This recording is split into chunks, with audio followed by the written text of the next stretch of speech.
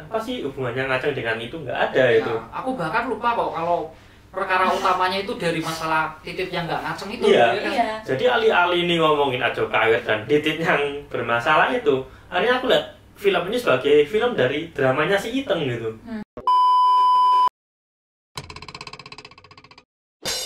Ya, kembali lagi bersama kami podcast Simulacra bersama saya Ovet. Saya Sulhan. Saya Lina.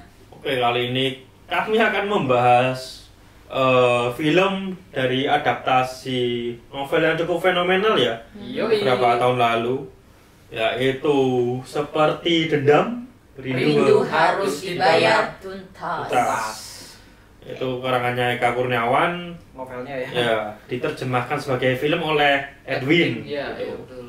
Dan dengan nama aktor yang cukup besar ya, Iya. dari Radian dan kawan-kawannya. Dan ini dari tahun lalu ya, sejak diumumkan cukup mendapat perhatian besar ya. Ya trailernya aja ada yang analisis loh di Twitter. Trailernya aja jadi trending topic. Entah itu emang sengaja atau gimana, tapi emang bikin semakin apa ya, narik penonton banget sih akhirnya gitu kan. Iya, Ya, betul lah. orang-orang jadi penasaran lah ya. Mhm. Bahwa oke lah, fans filmnya pasti ingin melihat visualisasinya. Fans novelnya pengen lihat visualisasinya gimana sih kalau secara film.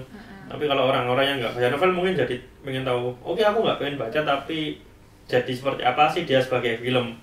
Dan menurutku mungkin sebagai sebuah film ya, sebagai sebuah karya ya, kita harus melihat dia ya sebagai satu karya yang utuh aja.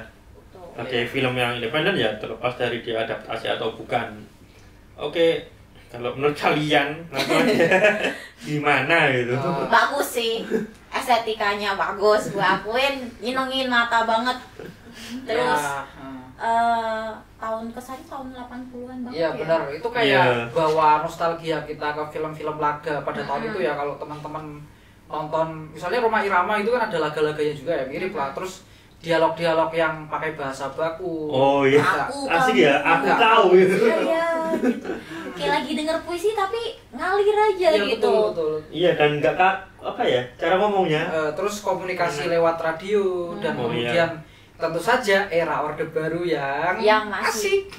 itu salah satu yang megang alur juga gitu. Iya kan. betul. Iya, rasanya tuh kayak lihat film 80-an tapi dengan mungkin visual dan audio yang lebih segar gitu. Ah, Iya, betul. Iya nggak Apalagi sih? juga film action di Indonesia selain yang biasanya diusung sama siapa? Yang main di Sanchi itu. Main di Sanksi Hah? Iya, Indonesia. iya. Nggak tahu Lin. Oh ya itulah ya, gua lupa juga, sorry. Jadi kayak biasanya kayak yang ini kayak perguruan silat gitu kan. Jadi kayak di situ itu jadi salah satu hal yang menarik sih kalau menurutku di film ini. Oh, Dan iya. keren banget gitu kan, Waktu ada dia berantem itu ya. fresh banget itu kan, itu sih Heeh. poin baiknya. Poin baiknya itu, jadi rasanya kalau waktu keluar dari bioskop ya habis nonton, wah filmnya asik ya. Asik. Dendamku terbayar tuntas lah Tuntas. dengan adegan berantemnya, kekerasannya, rasa sebelku ke beberapa pemain di sana tuh terbayar. Ya terus Lega ya. kayak inilah penggambaran suasana mencekam Orde Baru, gimana Tiba-tiba tukang pukul menghilang gitu ya, orang-orang yang disebut orang menghilang, walaupun kalau di film lebih dinarasi aja ya untuk penghilangan orang-orangnya ya. Iya. Iya sih. Ya, Nah, begitulah. Itu yang bagus-bagusnya. Itu yang Tapi bagus. kayaknya ada yang bikin kalian Tapi ini. wait, untuk Ya, untuk sih. Gimana? masih ada yang perlu kita apresiasi tentang penggambaran maskulinitasnya mungkin ya. Oke, Iya kan? Ini ah. gimana sih film ini tuh nggambarin Ajo Kawir ya yang nggak Nggak bisa ngaceng. ngaceng. Yang kontrolnya nggak bisa Iya, ngaceng gitu kan. tapi dia kemudian sebagai lelaki kan tetap harus menunjukkan kalau dia itu jantan gitu kan. Kalau dia itu punya kekuasaan gitu. Saya laki-laki, saya jantan meskipun saya nggak ngaceng gitu. Ya kemudian film ini ketika aku nonton ya kayak aku kemudian merasa bahwa jika aku adalah laki-laki, karena memang aku laki-laki sih.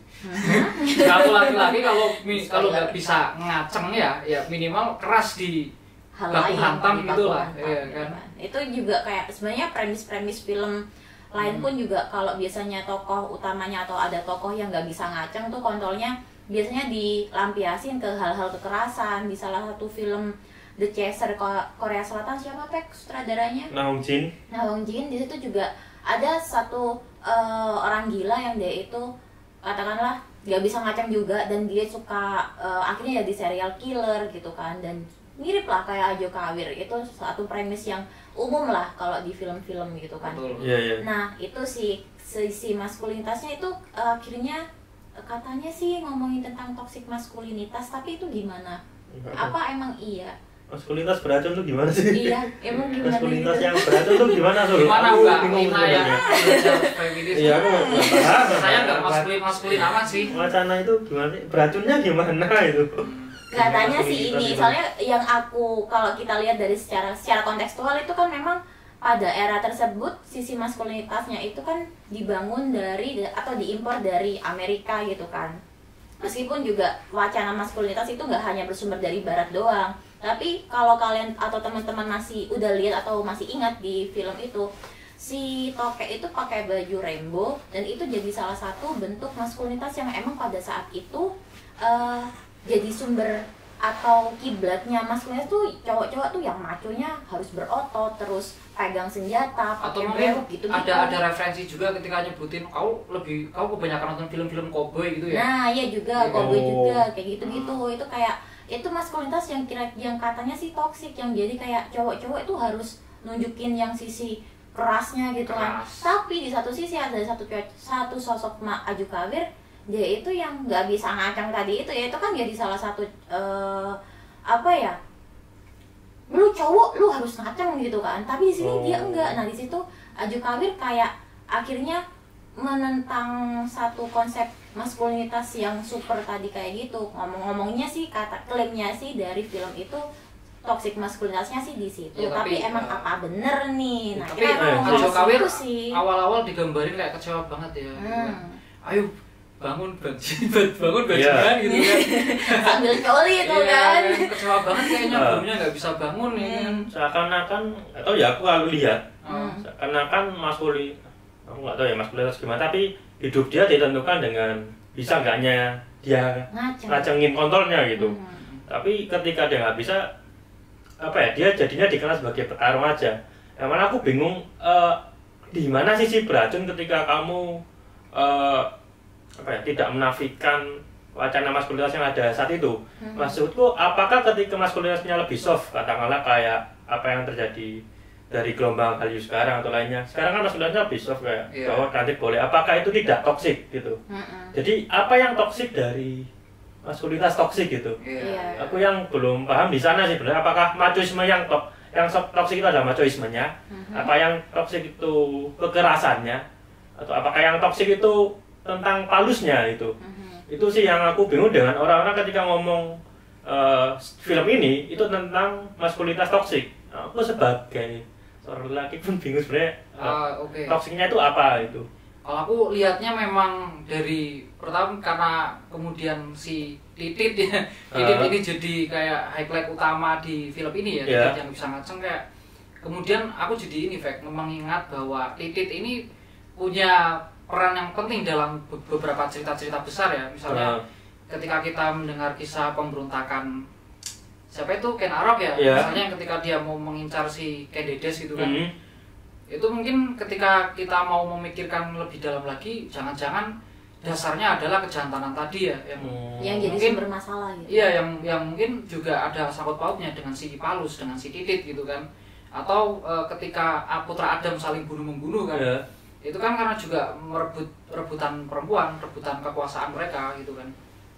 Gitu loh. Jadi kalau aku lihat di sini satu sisi film ini jadi kayak merefleksikan bagaimana sih Titit ini juga turut mengontrol kita gitu loh. Kelamin ini juga punya peran untuk mengontrol kita dalam misalnya kita menunjukkan kejantanan itu, entah lewat seksualitas atau mungkin lewat kekerasan dalam hal lain gitu kan. Kalau di film kelihatannya di ini ya, rebutan cewek lah ya.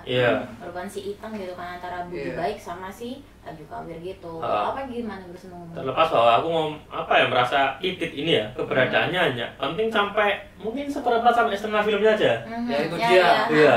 Maksudnya seketika mungkin Budi Baik udah mati ya, udah nggak ada apa ya, peran dari si Titit ini, si kontol ini udah nggak jelas. Udah nggak jelas soalnya. Itu udah dilupakan nggak sih? Akhirnya. Ya memang kalau dari kita sendiri, review dari kita sendiri itu kayak jadi, padahal itu premis yang bagus gitu kan. Yang awalnya yang emang di judul sendiri kan itu kayak kerinduan percakapan antara Ajo Kawir dengan si Titit itu tadi, tapi akhirnya setelah si Budi Baik mati udah kelar, dan apa ya, udah sisi reflektif antara Ajo Kawir dengan Tititnya itu udah hilang. Di situ kita yang agak kecewa sih. Ya, tapi ini sekali lagi kita lihatnya memang dari filmnya ya. Ini kita mengambil jarak dari novelnya ya, karena kita mungkin memang udah baca tapi kemudian kita ingin melihat filmnya gitu. Kalau aku sih emang nggak kemudian lihat Titit ini sebagai suatu yang reflektif gitu, atau mungkin karena di-cut atau gimana gitu kan. Tapi ketika kemudian ada transisi Ajo Kawir di penjara setelah dia membunuh macan ya, itu kan dia kemudian jadi supir truk yang sudah malas berkelahi lagi kan. Tapi apa sih yang dia dapat ketika di penjara? Apa sih yang kemudian dia maknai gitu dari Tititnya yang nggak bisa ngacang ini gitu, kita nggak dapat ya nggak sih? Nggak dapat.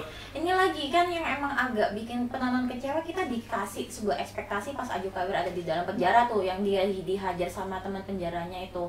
Nah, kita dikasih ekspektasi kayak, oh apa mungkin setelah dia keluar dari penjara dia akan kembali comeback jadi petarung yang ini lagi kan. Mungkin di situ juga sih sisi toxic maskulinasinya yang katanya nggak harus lagi ditunjukin pakai kekerasan, tapi akhirnya kayak nggak juga, karena pada saat ini kan teman-teman juga tahu sendiri kan, isu-isu feminisme juga lagi naik. Jadi apakah hal ini hanya sekedar ngikutin pola pasar aja biar karena lagi tren aja nih, jadi kayak akhirnya ini cocok-cocokin aja gitu kan. Jadi makanya kita bingung juga, ini memang lagi ngomong toxic maskulinitas tapi di satu sisi maskulinitas juga masih ada. Kayak contohnya juga masih ada hal-hal apa ya, tarung antara siapa tuh temen kernetnya si Toke pas dia lagi jadi supir bis gitu. Oh ya, si Ompong itu si Ompong gitu kan. Yang kamu hapus pun nggak ada efeknya ke cerita. Iya benar-benar. Mungkin ini sih kayak kalau kita ngelihatnya kemarin tuh kayak Separuh tuh emang pengen ngasih space buat Eka Kurniawan, dan separuh juga dari tengah sampai akhir itu space buat si Edwin. Jadi kayak dua-duanya saling imbang gitu kan, visi dari penulis sama visi adaptasi si sutradara gitu sih. Kalau dari aku sih gitu. Kalau dari teman-teman sendiri mau nambahin apa lagi? Kalau dari aku ya, mana ya, ngomongnya agak sungkan ya sebenarnya. Makanya oke nih film yang bagus, sebenarnya bisa menghibur. Tapi sekaligus cacat. Dalam artian pertama gini, ketika kamu nonton sebagai orang yang nggak pernah baca novelnya, bakal banyak kebingungan. Ya, betul. Ini nama tokohnya siapa, ini kenapa ada hal seperti ini kenapa tiba-tiba ada alur seperti ini. Itu sangat banyak. Jadi saya akan film ini dibuat untuk menyenangkan mereka yang pernah baca novelnya. Ketika orang yang baca novelnya pasti tahu, oh ini adegan yang ini. Jadi cara film, ya dia gagal. Kenapa? Setuju. Ya karena kamu untuk memahaminya perlu baca novelnya dulu gitu loh. Jadi dia nggak bisa menjadi satu film yang independen mungkin, karena banyak sekali kebingungan kayak kenapa alur ini ada, kenapa tiba-tiba warna merah seperti ini. Bahkan senyimak apapun, semakin sampai kamu menyimak dan merefleksikannya setelah nonton, semakin kamu melihat ini kebingungannya gimana sih.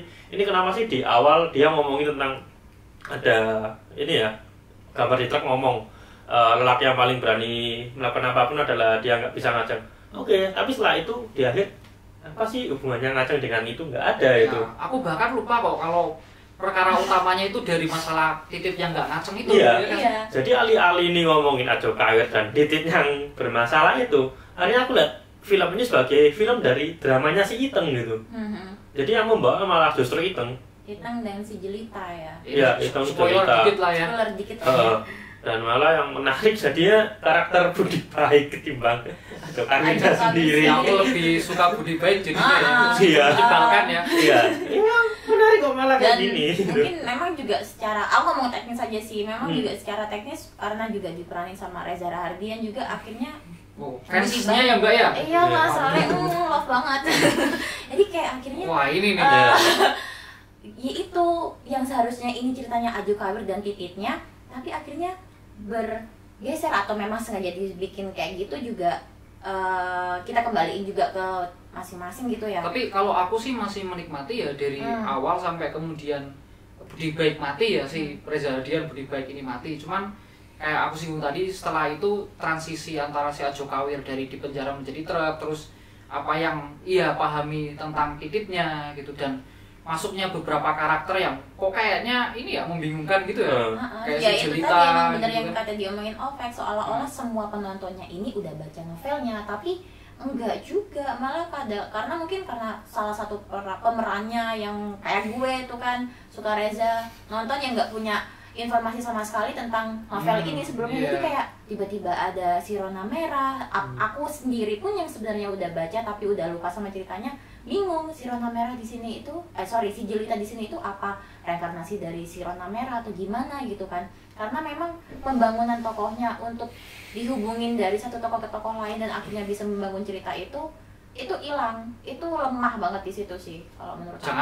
Jangankan soal Jelita ya, Ajo Kawirnya aja kayak setelah dari penjara tuh kayak ya udah sih ngapain ada Ajo Kawir gitu. Iya, itu kukira adegan sejak dia jadi supir truk sampai ke belakang dipotong tuh nggak ngaruh ke cerita. Soalnya kalau ini ya kurang diekspor pas bagian yang kata Suhan tadi itu, setelah keluar dari penjara proses growing karakter tokoh utamanya ini itu udah selesai, udah kayak kalah pas dihajar sama temen di satu sel itu tadi, jadi kayak udah nggak ada Ajo Kawir, udah tinggal Iteng doang gitu. Ya kalaupun kemudian fokus ke Iteng yang membalaskan dendam sebagai istri yang setia juga, aku mungkin akan lebih tertarik juga, dan itu nggak masalah juga gitu. Film ini seperti itu sih kalau aku ya. Ya kalau kalian apa ya, secara umum rating berapa? Kamu dulu berapa, Lim? Aduh, bingung nih karena juga aku harus melihat segala dari beberapa sisi gitu kan. 6 mungkin ya.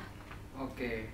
Kalau impresi pas pertama kali keluar dari bioskop tuh aku kasih 9. Soalnya aku seneng banget sama kayak euforianya itu dapat banget. 80-annya lah ya. Iya, dapat ala ya. Tapi abis itu aku ingat-ingat lagi, kok banyak yang plot hole juga ya kan. Kalau Suhan? Kalau aku 5 lah untuk tahun 80-annya yang dapat banget, sama Reza Radian. Reza, kita emang Reza. Memang kalau itu sama itu ya alur yang dari awal sampai pertengahan, pokoknya pas sampai Reza mati itu aku bisa ngikutin lah tapi setelah itu ya susah gitu. Kalau kamu, Aku kecewa berat nih kayaknya nih. sebenarnya gini ya.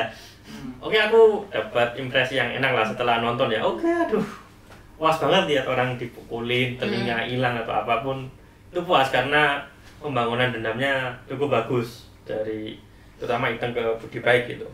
Itu seneng. Tapi untuk setelah itu ya, ketika aku mulai merefleksikan ulang, lihat memikirkan kembali sensasi yang ku dapat dan cerita yang ada tadi ya, kayak oke, banyak bolong, konteksnya sendiri itu nggak jelas sikapnya, terus kita ngomong feminisme pun atau maskulinitas pun rasanya cuman ini apropriasi isu aja karena lagi ngetren. Ya sikapnya nggak jelas dan banyak lainnya ya. Aku nggak bisa ngasih banyak-banyak gitu. Rasanya 2 dari 10 cukup untuk film ini. Itu. Secara entertainment sangat menghibur dan sangat segar sekali, tapi untuk yang lain-lainnya wacana itu kayak kurang kuat sih. Kayak hanya sekedar nonjolin sisi estetikanya doang. Iya, rasanya untuk sebuah novel adaptasi pun ketika orang nonton tanpa tahu kebingungan. Ketika orang nonton dengan udah pernah baca, ekspektasinya jauh. Kemarin juga sebelum ini juga kita ini setuju juga kalau mungkin film ini kalau ditonton 10 tahun atau 20 tahun lagi juga pasti bakal masih bingung juga ini maksudnya apa, karena memang dibangun secara lumayan buruk gitu ya. Gitu sih. Dan rasanya kalau kamu nonton untuk kedua kalinya, ketiga kalinya, dan semakin banyak penyesalan juga, semakin menganalisis ini makin gini gitu, makin banyak pertanyaan dan kekecewaan. Kalau aku sih ya cukup itu aja sih. Ya tapi itu dari kami ya, mungkin teman-teman punya penilaian lain lah. Kalau ada yang punya pendapat lain boleh lah komentar di bawah kita, gitu. Komentar aja di bawah, mau ngomongin kita juga nggak apa-apa. Oke, mungkin itu dulu ya review dari kita tentang film seperti Dendam Rindu Harus Dibayar Tuntas. Sampai jumpa di episode selanjutnya, bye.